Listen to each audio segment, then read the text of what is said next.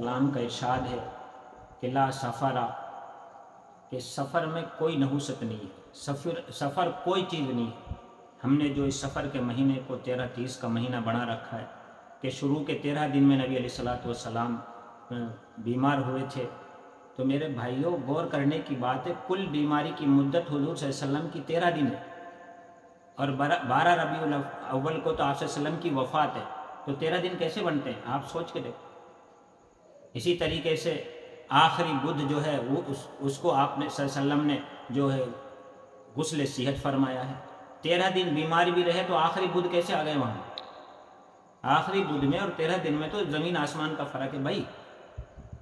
اس بدھ میں تو حضور صلی اللہ علیہ وسلم کی بیماری شروع ہوئی ہے،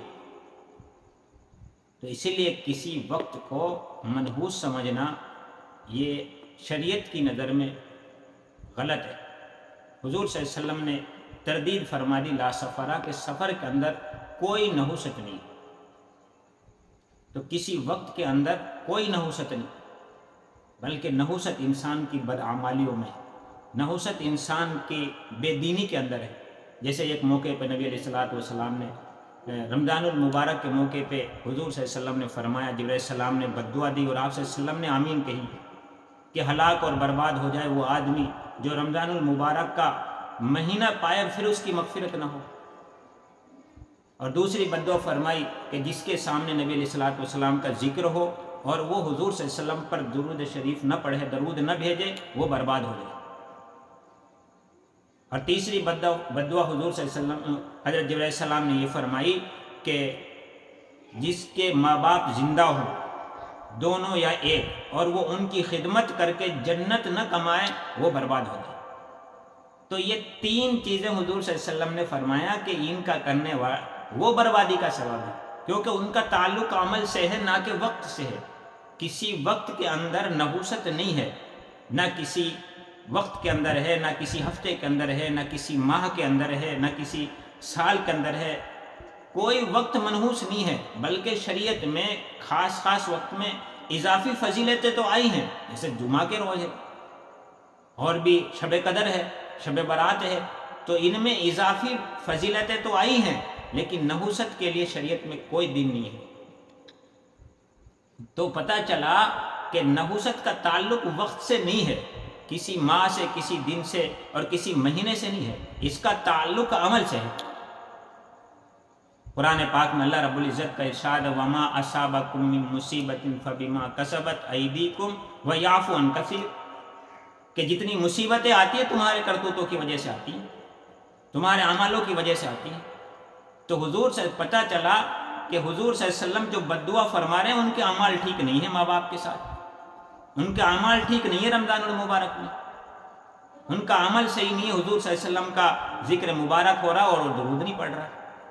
تو بربادی کا تعلق، نحوست کا تعلق وقت کے ساتھ نہیں ہے، اعمال کے ساتھ ہے۔ ایک موقع پہ رمضان المبارک میں حضور صلی اللہ علیہ وسلم شب قدر کی خبر دینے کے لیے تشریف لا رہے تھے، حضور صلی اللہ علیہ وسلم کو بتلا دیا گیا، آپ صلی اللہ علیہ وسلم نے فرمایا میں تمہیں شب قدر کی خبر دینے کے لیے تشریف لا رہا تھا، لیکن 2 آدمیوں میں جھگڑا ہو رہا تھا، اس جھگڑے کی وجہ سے شب قدر کی تعین اٹھا لی گئی۔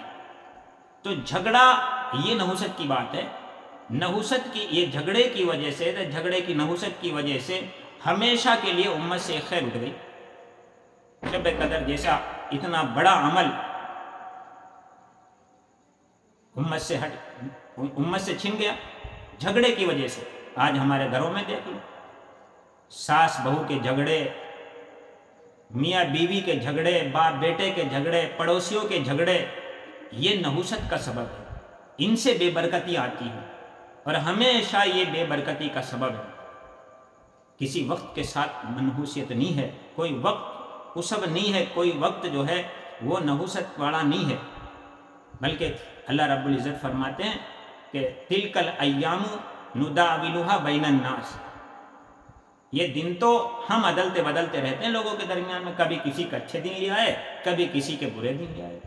تو پتہ چلا کسی کو نفع پہنچنا، کسی کو خوشی اور غمی پہنچنا، کسی کو کامیابی یا ناکامیابی کا ملنا، کسی کو نفع نقصان ہونا، کسی کو خوشی ہونا، کسی کو غم ہونا، کسی کا گھاٹا لگنا، کسی کا نفع ہونا، ان کا تعلق عمل سے ہے، نہ کہ وقت سے۔ وقت سے ان کا کوئی تعلق نہیں ہے، ان کا تعلق صرف اور صرف عمل سے ہے۔ جھوٹ کے بارے میں حضور نے فرمایا کہ جو آدمی سچ جو ہے نجات دلاتا ہے، اور جھوٹ انسان کو برباد کر دیتا ہے، جھوٹ ہلاک کرتا ہے۔